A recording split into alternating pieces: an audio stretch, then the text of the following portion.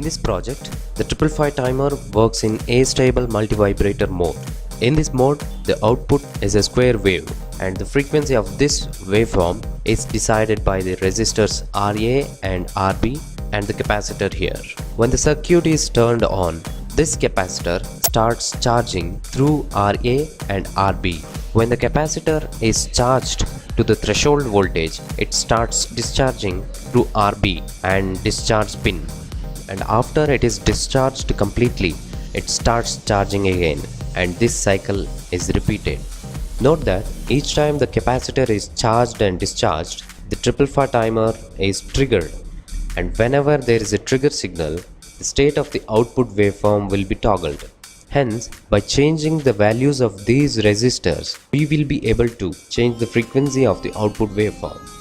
And this output waveform, when connected to a speaker, plays the corresponding tone.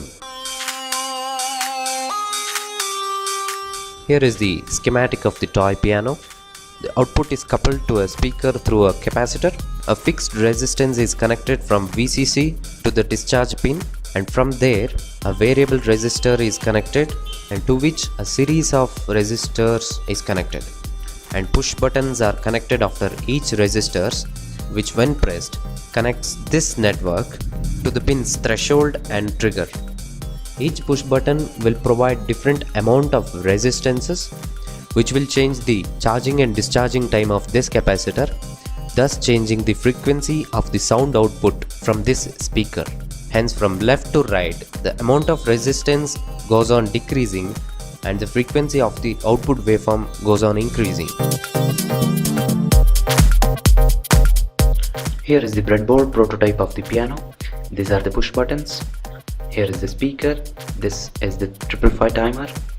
This is the potentiometer, and this is the 9-volt battery powering all these. Each push button here represents a particular key of the piano. If a button is pressed, the 555 timer gets a trigger signal, and it in turn generates a waveform of a particular frequency, and that output is connected to a speaker which will convert those electrical waves into sound waves. Each key can be tuned to produce a particular frequency. This can be done by varying the resistances here and the capacitor here. The frequencies of all the keys can be changed together by using this potentiometer.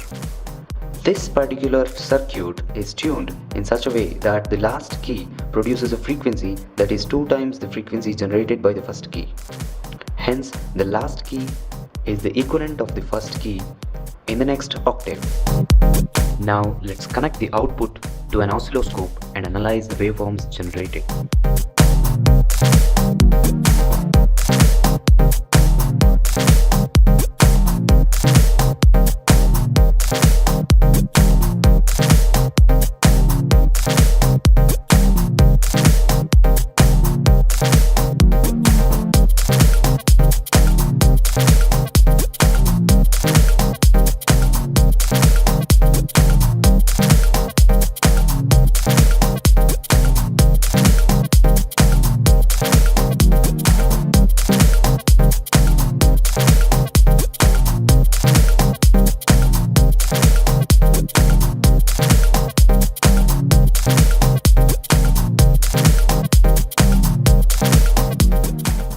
Connected the speaker back, and let's see how it sounds.